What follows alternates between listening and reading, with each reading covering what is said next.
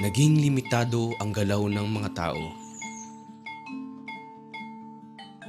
Quarantine dito, quarantine doon. Ika nga new normal na maraming tao ang naging apektado. Walang pinili ang pandemyang ito, ang COVID-19 na panandaliang nagpatigil sa pag-ikot ng mundo. Dahil dito, kami ay lubos na nangamba para sa kaligtasan ng isang komunidad na matatagpuan sa Sitio Tamisan, Poypoy, Calintaan, Occidental, Mindoro. Ang mga mangyan. Mga mangyan na sa isla lamang ng Mindoro matatagpuan. Mga mangyan na sumasagisag ng aming kultura at siyang nangangalaga ng kabundukan. Kasama na rin dito ang nanganganib ng maubos na mga tamaraw sa isa lamang din ng Mindoro na nanahan.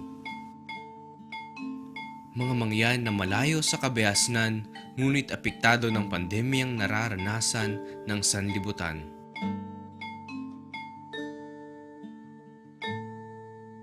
Ako si Coronel Sarano, isang cowboy.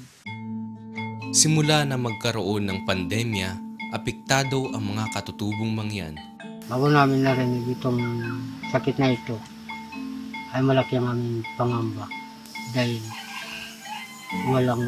walang mga gamot, tamang gamot tungkol dito sa sakit na ito. Ilang 10 tribo ng Panginoon. Nilagyan ko ng harang yung daan na papuntang ilo. Maging yung paso o yung superintendent ng Tamaraw, hindi ko na pinakyat.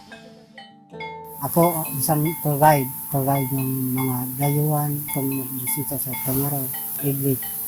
Ang upa namin, paakyat 500, ganun din pababa, bali 1,000. Mula Tamisan, 6 na oras ang lakaran paakyat ng Mount Iglit.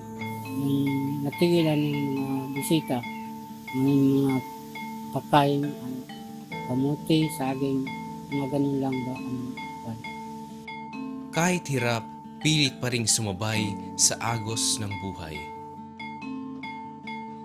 Mahigit kumulang 3 milyong Pilipino ang nawalan ng trabaho dahil sa hagupit ng COVID-19.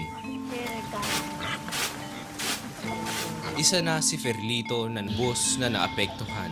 Ang COVID-19, alam na rin ng marami, ay isang uri ng sakit, Severe Acute Respiratory Syndrome, coronavirus ito, na ang naapektuhan ay yung ating baga o yung lungs.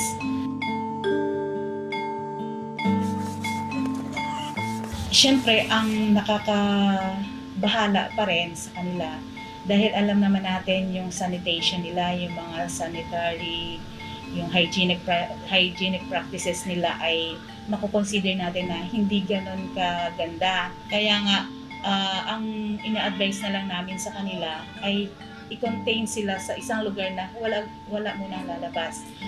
Pinagbabawalan ko yung aking mga katribo na lumabas sa patag sa mga Tagalog dahil may COVID para hindi makapasok ang COVID sa tribo. Nabalita namin hindi pwedeng mag-okay, hindi pwedeng maglabas. Nagtutulungan lang kami. Kung sinong mawala ng pagkain, ang kapitbahayan kusang magbigay ng pagkain sa nawalan ng pagkain. At paano nagasimbal din kami tuwing umaga at hapon, pero mayroon kami kalayuan at nagamit namin sa mga ganitong mga pamamaraan. Tapos, nagkaisa kami nanalangin tungkol dito sa sakit na ito para hindi dumating kawan ng Diyos dito. Hindi malaking kasalamat namin kahit paano na hindi pa rin yun alam kung anong kalagayan ng tubo. Hindi pa man natin tiyak kung kailan matatapos ang pandemyang ito, sigurado na hindi ito ang huli. Pero sa bawat pagsubok, kailangang maging matatag at bumangon.